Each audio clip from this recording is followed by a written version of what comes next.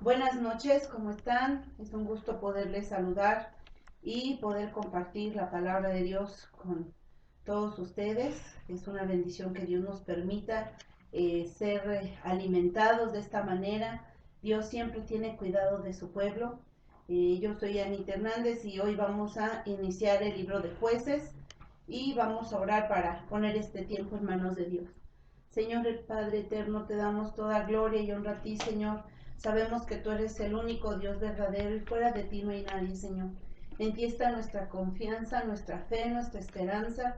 Señor, queremos ser un pueblo que te glorifique, que te exalte. Un pueblo, Señor, que te cree. Porque tú has dicho, Señor, que el que se acerca a ti crea que tú estás, Señor.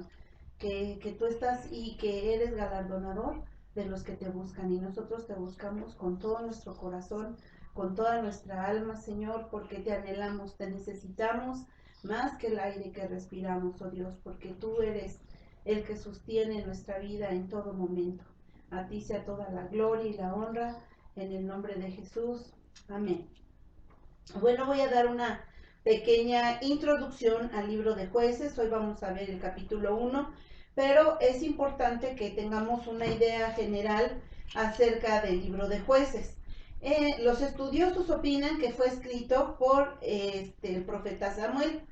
Este libro contiene la historia de Israel desde la muerte de Josué hasta el nacimiento de Samuel.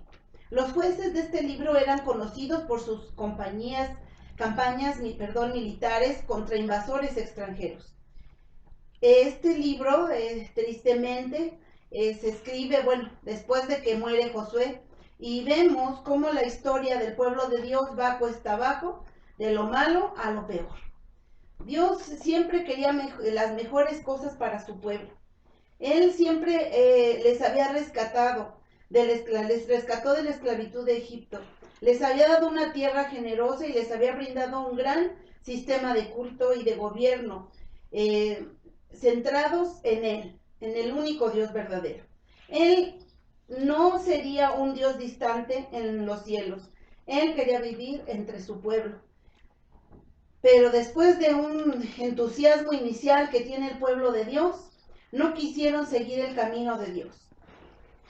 Al contrario, aprendieron a vivir con la manera en que vivía la gente de la tierra prometida, de la gente que todavía estaba ahí. Y esos vecinos vivían de una manera terrible, una manera que iba completamente opuesta a lo que Dios había establecido. No nada más adoraban ídolos, también practicaban orgías sexuales y hacían sacrificios de niños, de bebés. Y resulta que como el pueblo de Dios no quiso conquistar todo la tierra prometida como debían haberlo hecho, resulta que se acomodaron entre los pueblos que estaban ahí, y varias de las tribus se tuvieron que ir a vivir a las montañas, y era el único lugar donde estaban porque el valle se lo dejaron a los cananeos, entre otros. Toda la generación que siguió a Josué perdió todo sentido de identidad, se apartaron de Dios, adoraban al ídolo Baal al mismo tiempo que a Dios. Violaron todo el patrón moral que Dios ya les había mandado. El último versículo de Jueces resume con toda claridad esto, y dice: cada uno hacía lo que bien le parecía. Pero lo que bien le parecía a todo este pueblo, pues no estaba nada bien delante de Dios. Por eso Dios permitía el sufrimiento como consecuencia de la desobediencia de los israelitas. Cuando las cosas se ponían ya terribles, intolerables, entonces sí, el pueblo de Dios volteaba y pedía la ayuda de Dios. Y él respondía enviándoles jueces para rescatarlos. Pero tan pronto el juez moría, el pueblo se volvía de nuevo a toda la corrupción en la que había estado anteriormente. Y esto se repitió una, otra y otra vez. Ellos se olvidaban de Dios, pero Él no se olvidaba de ellos. Él les dio muchas oportunidades para que comenzaran de nuevo. Una y otra vez envió jueces a rescatarlos. No los abandonó. Dios es el verdadero héroe de Jueces. Y esto es algo que nosotros debemos aprender, porque Dios está con nosotros siempre, pero nosotros estamos con Dios, estamos dispuestos a seguir sus caminos. Vamos a ver el capítulo 1, vamos a leer todo el capítulo 1 e iremos estudiando parte por parte lo que Dios quiere hablarnos en esta enseñanza. Jueces capítulo 1. Aconteció después de la muerte de Josué que los hijos de Israel consultaron a Dios diciendo: ¿quién de nosotros subiera primero a pelear contra los cananeos? Y Dios respondió: Judá subirá. He aquí que yo he entregado la tierra en sus manos. Y Judá dijo a Simeón, su hermano: sube conmigo al territorio que se me ha adjudicado, y peleemos contra el cananeo, y yo también iré contigo al tuyo. Y Simeón fue con él. Y subió Judá, y Dios entregó en sus manos al cananeo y al fereceo, e hirieron de ellos en Besec a 10,000 hombres, y hallaron a Adonisbesec en Besec, y pelearon contra él, y derrotaron al cananeo y al fereceo.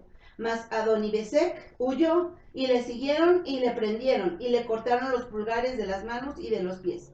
Entonces dijo Adonibesec: 70 reyes cortados los pulgares de sus manos y de sus pies, recogían las migajas debajo de mi mesa. Como yo hice, así me ha pagado Dios. Y le llevaron a Jerusalén, donde murió. Verso 8. Combatieron los hijos de Judá a Jerusalén, y la tomaron, y pasaron a sus habitantes a filo de espada, y pusieron fuego a la ciudad. Después los hijos de Judá descendieron para pelear contra el cananeo que habitaba en las montañas, en el Negev y en los llanos. Y marchó Judá contra el cananeo que habitaba en Hebrón, la cual se llamaba antes Kiriat Arba, e hirieron a Sesai, a Ainam, a Imán y a Talmai. De allí fue a los que habitaban en Debir, que antes se llamaba Kiriat Sefer. Y dijo Caleb: el que atacare a Kiriat Sefer y la tomare, yo le daré a Axa mi hija por mujer. Y la tomó Otoniel, hijo de Cenaz, hermano menor de Caleb. Y él le dio Axa su hija por mujer. Y cuando ella se iba con él, le persuadió que pidiese a su padre un campo. Y ella se bajó del asno. Y Caleb le dijo: ¿qué tienes? Ella entonces le respondió: concédeme un don, puesto que me has dado tierra del Negev, dame también fuentes de aguas. Entonces Caleb le dio las fuentes de arriba y las fuentes de abajo. Y los hijos del Ceneo, suegro de Moisés, subieron de la ciudad de las palmeras con los hijos de Judá al desierto de Judá, que está en el Negev cerca de Arad, y fueron y habitaron con el pueblo. Y fue Judá con su hermano Simeón, y derrotaron al cananeo que habitaba en Sephat, y la asolaron, y pusieron por nombre a la ciudad Horma. Tomó también Judá a Gaza con su territorio, Ascalón con su territorio, y Ecrón con su territorio. Y Dios estaba con Judá, quien arrojó a los de las montañas, mas no pudo arrojar a los que habitaban en los llanos, los cuales tenían carros cerrados. Y dieron Hebrón a Caleb, como Moisés había dicho, y él arrojó de allí a los 3 hijos de Anac. Mas el jebuseo que habitaba en Jerusalén no lo arrojaron los hijos de Benjamín, y el jebuseo habitó con los hijos de Benjamín en Jerusalén hasta hoy. También la casa de José subió contra Betel, y Jehová estaba con ellos. Y la casa de José puso espías en Betel, ciudad que antes se llamaba Luz. Y los que espiaban vieron a un hombre que salía de la ciudad, y le dijeron: muéstranos ahora la entrada de la ciudad, y haremos contigo misericordia. Y él les mostró la ciudad, la entrada a la ciudad, y la hirieron a filo de espada, pero dejaron ir a aquel hombre con toda su familia. Y se fue el hombre a la tierra de los heteos, y edificó una ciudad a la cual llamó Luz, y este es su nombre hasta hoy. Tampoco Manasés arrojó a los de Betzén, ni a los de sus aldeas, ni a los de Taanac y sus aldeas, ni a los de Dor y sus aldeas, ni a los habitantes de Ibleam y sus aldeas, ni a los que habitan en Megiddo y en sus aldeas, y el cananeo persistía en habitar en aquella tierra. Pero cuando Israel se sintió fuerte, hizo al cananeo tributario, mas no lo arrojó. Tampoco Efraín arrojó al cananeo que habitaba en Geser, sino que habitó el cananeo en medio de ellos en Geser. Tampoco Zabulón arrojó a los que habitaban en Quitrón, ni a los que habitaban en Naalal, sino que el cananeo habitó en medio de él y le fue tributario. Tampoco Aser arrojó a los que habitaban en Aco, ni a los que habitaban en Sidón, en Alab, en Aksib, en Elba, en Afec y en Rehob. Y moró Aser entre los cananeos que habitaban en la tierra, pues no los arrojó. Tampoco Neftalí arrojó a los que habitaban en Bet-Semes, ni a los que habitaban en Bet-Anat, sino que moró entre los cananeos que habitaban en la tierra. Mas le fueron tributarios los moradores de Bet-Semes y los moradores de Bet-Anat. Y los moradores acosaron a los hijos de Dan hasta el monte y no los dejaron descender a los llanos. Y el amorreo persistió en habitar en el monte de Eres, en Ajalón y en Saalbín. Pero cuando la casa de José cobró fuerzas, lo hizo tributario. Y el límite del amorreo fue desde la subida de Acrabín, desde Sela hacia arriba.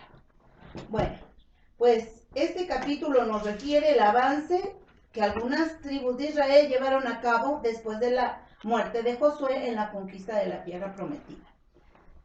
Como suele decirse, Josué quebró el cuello del enemigo y puso a Israel en una situación favorable para poder alcanzar pronto la victoria completa, si no hubiera sido por la apatía de la mayoría de las tribus en expulsar al enemigo.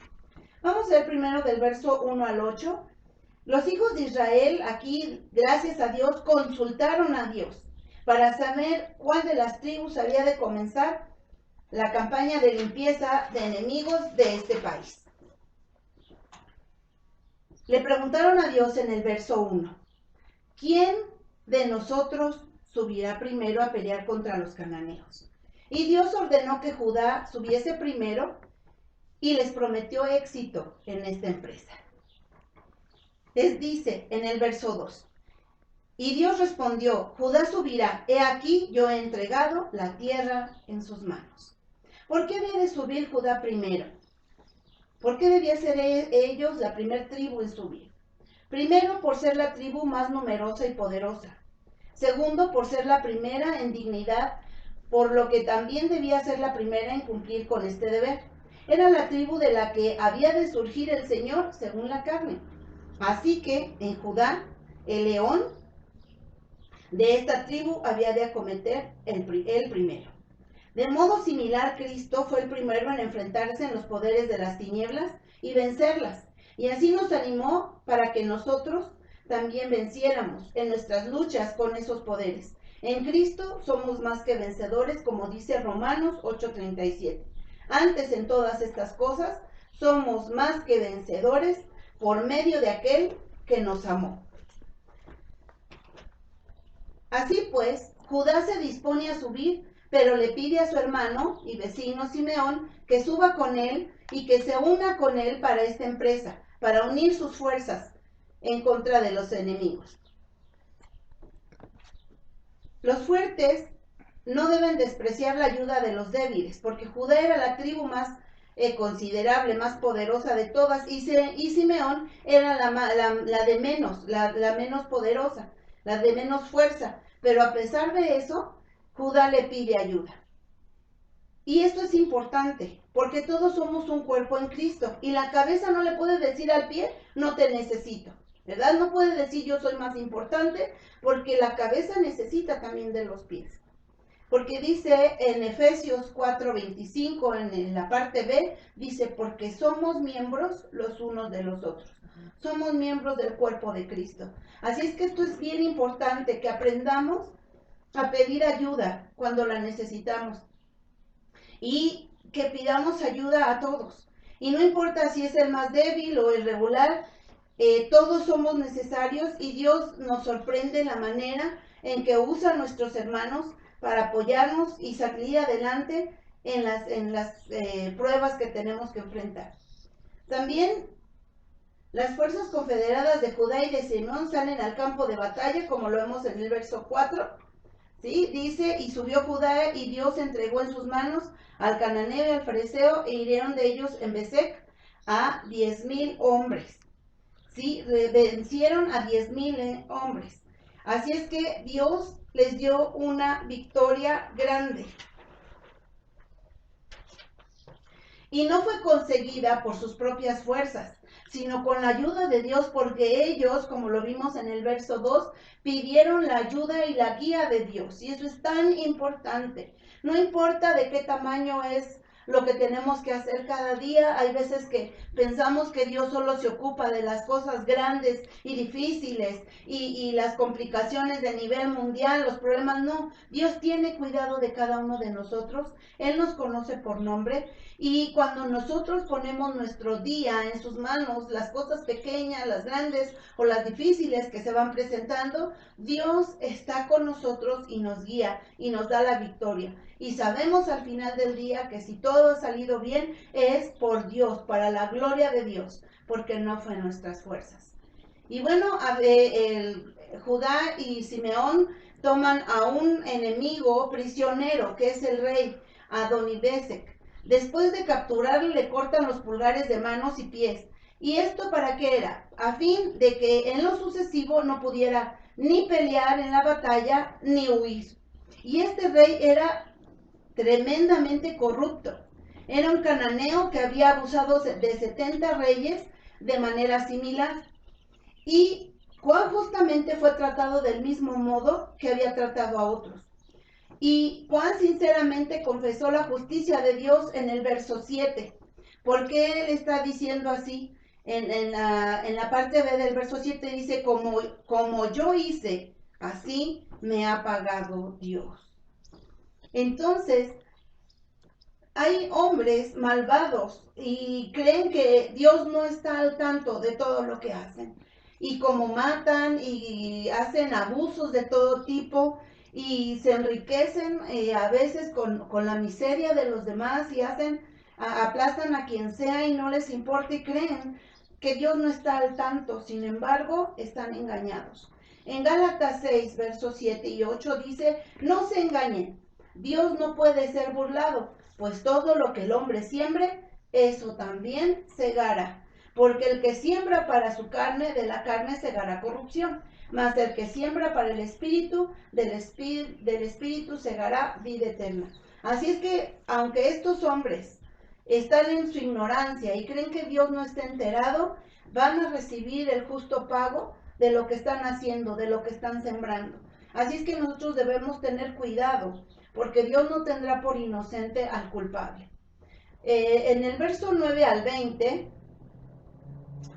aquí habla de la heredad de Judá, de que quedó limpia de enemigos, pero no por completo. Yo no sé a ustedes, pero yo al estar leyendo la palabra de Dios, esto como me inquieta, como me da tristeza y a veces hasta coraje, porque ¿cómo era posible si ya tenían la ayuda de Dios, si Dios los estaba respaldando, si Dios los llevó en una victoria tremenda y derrotaron 10,000 de sus enemigos y pudieron aún agarrar al rey y también hacer justicia y no terminan de hacer la obra? Fueron expulsados los que habitaban en las montañas, como nos dicen los versos 9 y 19. Dice, los que rodean Jerusalén, pero los que habitaban en el valle les hicieron resistencia, pues poseían carros errados, como los que también menciona en Josué 17, del versos 16 y 18. Pero ¿qué es lo que pasa con Judá? No combate con ellos y se olvida de lo que Dios dice en su palabra. En Salmo 68, 17 dice, los carros de Dios se cuentan por veintenas de millares de millares. Dios está con nosotros y no debe espantarnos nada. Si Dios nos ha dado la victoria, Dios nos ha hecho más que vencedores. Nosotros debemos tomar esa victoria. Pero ¿qué pasa? Ahorita vamos a hacer una reflexión al final de qué tiene que ver esto con nosotros, el que estas personas, estas tribus, hayan dejado a medias la conquista de la tierra prometida. Estas tribus le permitieron que el miedo prevaleciera contra la fe y no pusieron su confianza en el poder de Dios contra toda fuerza material de los enemigos. Así es que se dieron se retiraron de la batalla cuando con una sola embestida podían haber completado su victoria. y haber limpiado del todo la tierra prometida. Caleb fue puesto en posesión de su heredad de Hebrón. Esta había sido otorgada por Josué hace unos 10 o 12 años. Caleb ya sabía que esa tierra era para él.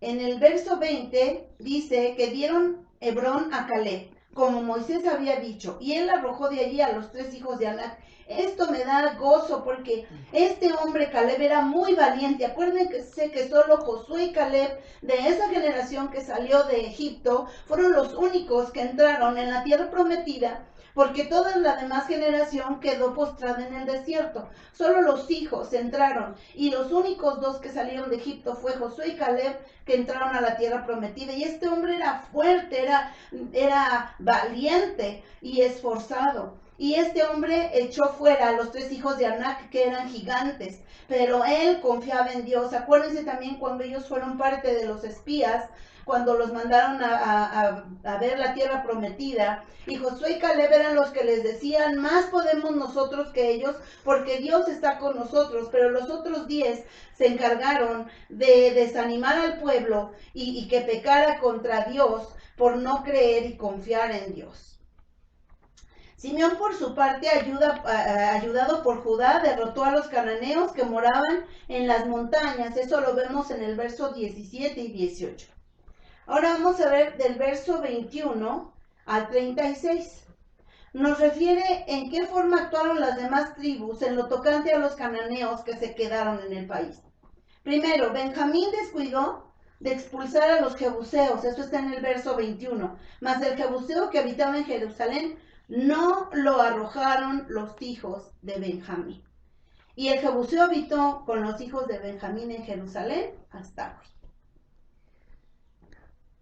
Judá les había dado un buen ejemplo, como lo vimos en el verso 9, que pelearon contra los cananeos que habitaban en las montañas, en el Negev y en los llanos. Pero ellos no les imitaron por falta de resolución. En cuanto a la casa de José, se esforzaron por posesionarse de Betel, como lo vemos en el verso 22. Dice, también la casa de José subió contra Betel y Dios estaba con ellos. Dios estaba con ellos, lo mismo que había estado con las demás tribus. Si hubiera estado con las demás tribus y se hubieran comportado como Dios había mandado. Las prudentes medidas que tomaron para conquistar la ciudad, enviaron después espías. Aquí ellos de verdad tuvieron una gran estrategia. Y lo vemos que sí lo hicieron de una manera cautelosa. Enviaron espías para hallar qué parte de la ciudad era la más débil. Y esto lo vemos en el verso 23 y 24, ¿verdad? Que dice, la casa de José puso espías en Betel, ciudad que antes se llamaba Luz, y los que espiaban vieron a un hombre que salía de la ciudad y le dijeron, muéstranos ahora la entrada de la ciudad y haremos contigo misericordia. Y él les mostró la ciudad, les mostró la entrada a la ciudad y le hirieron a filo de espada, pero dejaron ir a aquel hombre con toda su familia. Y entonces aquí tienen éxito los efraimitas. Después, Zabulón descuidó arrojar a los habitantes de Quitrón y de Naalal. Está en el verso 30. Y se contentó, con hacerlos tributarios. Pero Dios no le había dicho esto. Dios le había dicho que terminara completamente con todos ellos. Aser se portó peor que todas las demás tribus, como vemos en el verso 31 y 32. No echó a los cananeos, sino que se conformó viviendo entre los enemigos en lugar de hacerlos por lo menos tributarios. Neftalí permitió igualmente que los cananeos se quedaran entre ellos. Esto está en el verso 33. Aunque poco a poco les fue exigiendo contribución. Dan, lejos de extender sus conquistas en el terreno que le había tocado y en suerte desde hacía tanto tiempo, no tuvo ánimo para hacer frente a los amorreos y fue acosado por ellos hasta retirarse a los lugares de la montaña.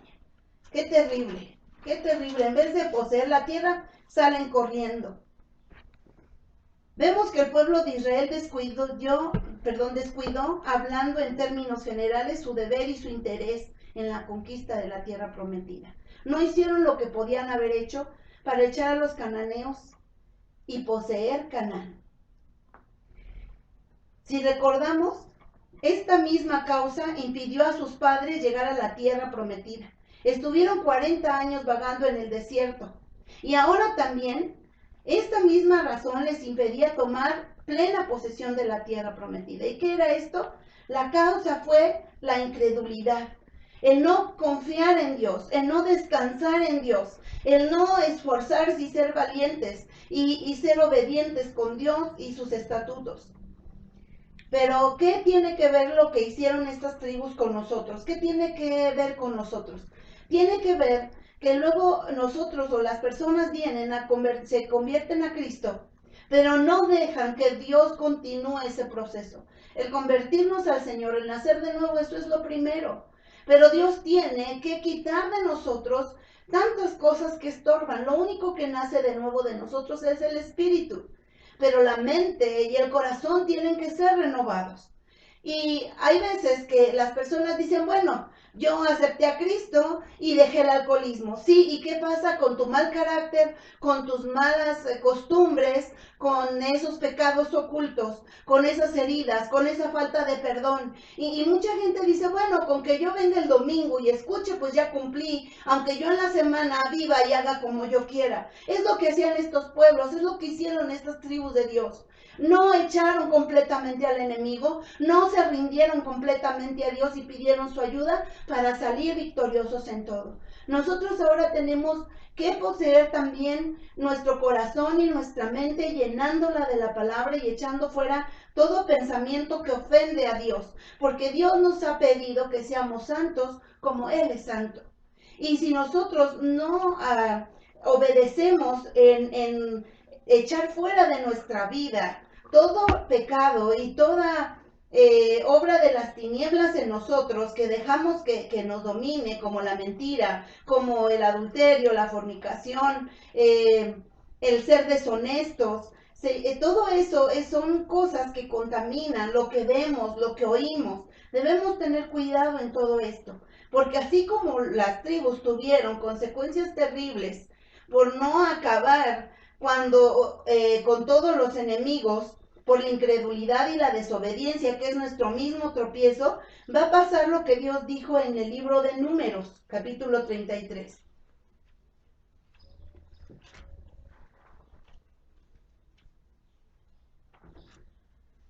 En Números capítulo 33, versos 55 y 56 dice, y si no echas a los moradores del país de delante de ustedes, sucederá que los que dejes de ellos serán por aguijones en tus ojos y por espinas en tus costados, y los afligirán sobre la tierra en que ustedes habitan. Además haré a ustedes como yo pensé hacerle a ellos.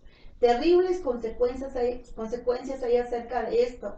Cuando los padres no se convierten a Dios de todo su corazón y de toda su alma, obviamente le dan más testimonio a los hijos, y entonces los hijos después están involucrados en pecado, en drogas, en adulterio, en fornicación, y estas cosas son terribles y difícilmente esto va a quitarse de nuestra familia, y nuestros hijos se van a convertir por ver el doble ánimo de los padres, de ver que somos desobedientes y que no estamos dando un buen testimonio a los hijos. Y los problemas que se surgen de todo esto son peores que haber obedecido a Dios y dejar que Él nos moldee. Porque a veces los hijos dicen, sí, mi papá viene aquí el domingo, pero en la semana él fuma, o él habla con groserías, o él es agresivo, o tantas cosas que escuchamos, porque no dejamos que Dios nos transforme y Dios obre en nosotros. Vamos a ver Deuteronomio capítulo 30.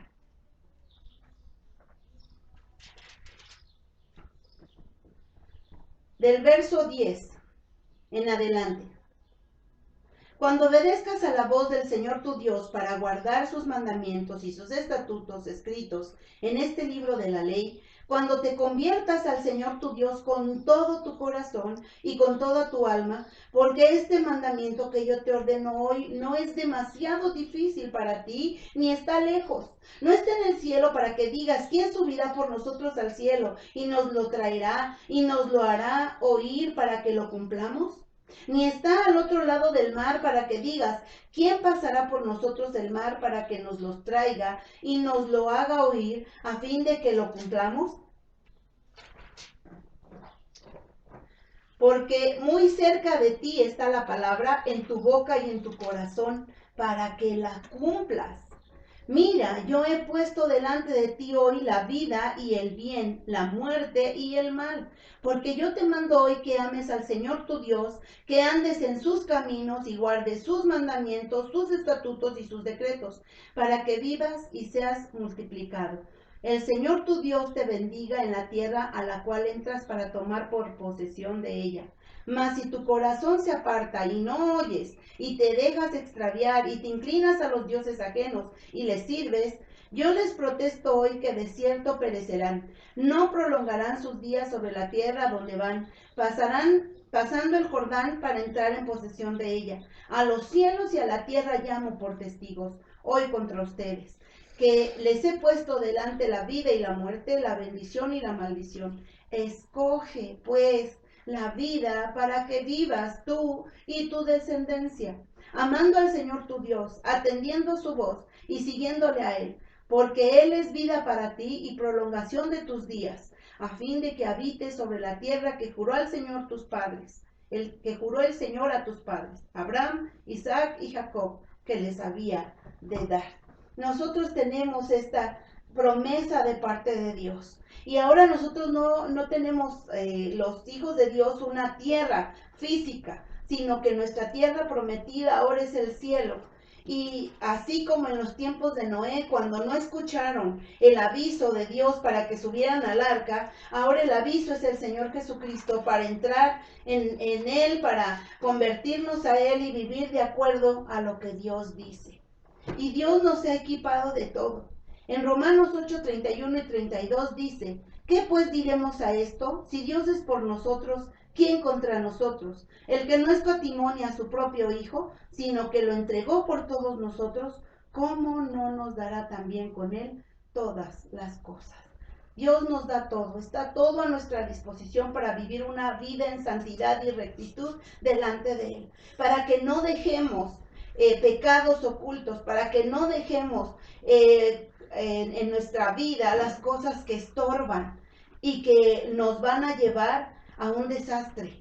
Y no es algo que no nos estamos jugando la vida, nos estamos jugando la eternidad. Así es que Dios nos está hablando aquí fuertemente.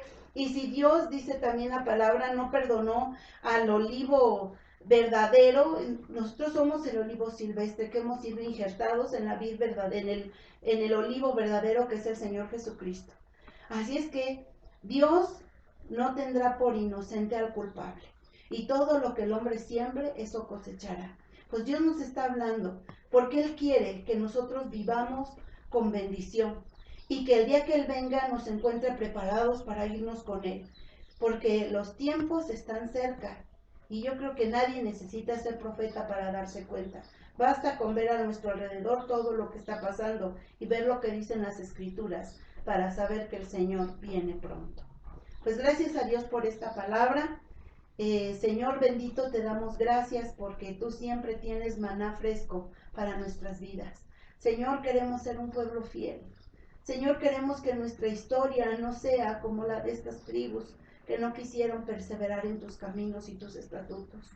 Con cuánto amor, Señor, siempre te extendías a tu pueblo y tú te extiendes hacia nosotros para que vivamos en rectitud contigo y vivamos disfrutando de la vida eterna que ya nos ha sido dada. Señor, te ruego que como pueblo nos traigas a memoria el precio tan alto que fue pagado por cada uno de nosotros, que fue la sangre de tu Hijo amado, ofrecido en sacrificio a favor de cada uno de nosotros, para que fuéramos justificados en Cristo Jesús, para ahora ser hijos legítimos y habitar contigo por la eternidad. Padre Santo, que valoremos que valoremos grandemente este sacrificio tan grande, este amor tan grande que ha sido derramado sobre nosotros, para que vivamos en santidad y pureza delante de ti cada día de los días que tú nos des sobre esta tierra. Y en todo te demos la gloria y la honra a ti, mi Señor. Te amamos en el nombre de Jesús. Amén. Pues gracias a Dios. Que Dios les bendiga.